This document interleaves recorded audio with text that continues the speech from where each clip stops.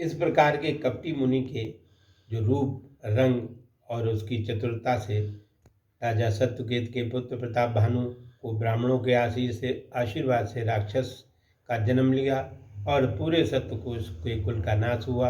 आगे गोस्वामी जी कहते हैं कि भरद्वाज सुन जाहि जब हुए विधातावाम, अवधूर मेरु सम जनक जम ताहे ब्याल शमदाम। याज्ञवल्क्य जी कहते हैं कि हे भरद्वाज जी सुनो, जब जिसके लिए विधाता वाम अर्थात प्रतिकूल हो जाते हैं, अर्थात उसके विरुद्ध हो जाते हैं, उसके लिए धूल में सुमेर पर्वत बन जाती है। जन्म देने वाले पिता यमराज बनकर उसके प्राण ले लेता है और रस्सी सर्प बनकर उसे डसने लगती है। काल पाए मुनि सुन सोई राजा, भयो निशाचर सहित समाजा।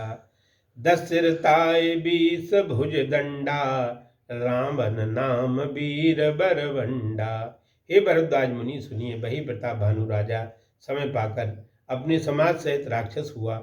उसके पास 10 सिर और 20 दंड के सामान भुजाएं थीं। वो वीरों में श्रेष्ठ बंदनीय था, रावण नाम से विख्यात हुआ। भूप अनुजय मर्दन नामा, भयो सुकुंभ करण बल धामा। सचिव जो रहा धर्म रुचि जासु, और भयो विमात्र बंधु लघुतासु। नाम विभीषण जेहि जग जाना, विष्णु भगत विज्ञान निधाना। रहित सुत से बक निप केरे, भयो निशाचर घोर घनेरे। प्रताप भानु का छोटा भाई हरिवर्धन रावण का छोटा भाई बल का निवास स्थान कुंभकर्ण हुआ। प्रताप भानु का जो मंत्री था, जिसके धर्म में रुचि थी, वो रावण का छोटा सौतेला भाई हुआ, जिसको जगत में विभीषण नाम से सभी जानते हैं, जो महाविष्णु श्री राम का परम भक्त और विशिष्ट ज्ञान का निधान था। जो भी प्रताप भानु के पुत्र और सेवक थे, वे अत्यंत भयंकर राक्षस बने। काम रूप खल जिन से अनेका, और कुटिल भयंकर विवत विवेका। कृपा सहित हिंसक सब प्रापी, बरन जाए बेसु परितापी। वे स्वेच्छानुसार रूप बनाने वाले अनेक प्रकार के खल अर्थात दुष्ट प्रकृति के थे। वे सब बड़े ही कुटिल, भयानक, विवेक शून्य, कृपा से रहित अर्थात निर्दयी, हिंसक और पापी थे। विश्व को दुख देने वाले उन राक्षसों का वर्णन नहीं किया जा सकता। उपजे जदिव पुलस्त कुल, पावने अमल अनूप, तदप महि सुर श्राप बस भय सकल अघरूप।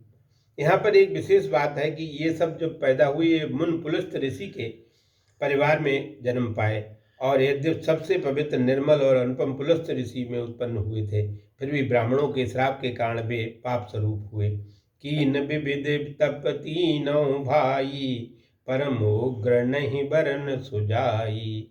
गयो निकट तब देख विधाता, मांगो बर प्रसन्न महिताता। कर विनती पद गए 10 सीसा, बोलो बचन सुनो जगदीसा। हम काहू के मरहि न मारे, बानर मनुज जात दुई भारे।